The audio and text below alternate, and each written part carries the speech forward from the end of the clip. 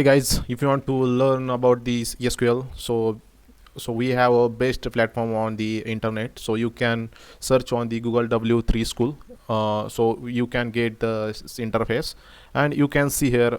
You can learn all the basic concept from the basic concept of the SQL. So you can see here SQL tutorials. It will show us the select statement, and if you want to learn basics of SQL, you can learn it from the W3 schools. This is the best platform to learn the SQL. You can get here the sample interface to execute this query. You can see here is one select statement. It will show us the like what is the use of select in SQL, and here it gives the some syntax. So you can see here is a data also they are given, so you can check here. These are the data: customer ID, customer name, contacts, address, city, and these are the sample data. So you can perform the SQL query on it, and you can see here they already given here one syntax. So I will run it, and once I click on it, it will open the new window.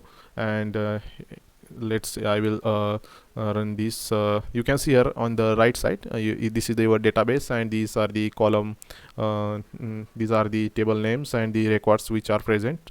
And I will run this query which are the given, and this is what is the use of selected statement. They are given here.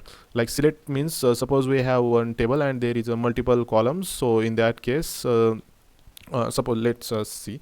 So here what they are done here, they are selected customer. These are the customer name and city. These two are the columns, and we want to see data from it. So you can see here.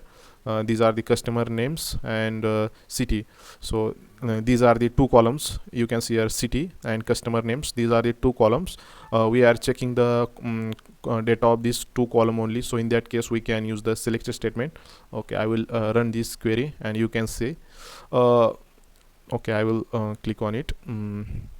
And you can see we only get the two columns data, customer name and the city only, because we have selected only two columns, customer name and the city. So using select statement, we can see the column data. So basically this is the use case of the select statement, and all this like